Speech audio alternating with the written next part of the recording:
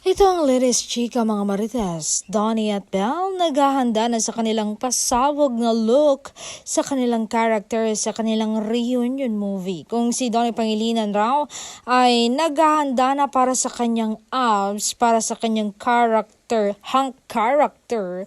Si Bel Mariana naman ay naghahanda na rin sa kanyang bagong look, hot look. At ayon pa sa bulong-bulungan, hindi talaga basta-basta ang movie na ito.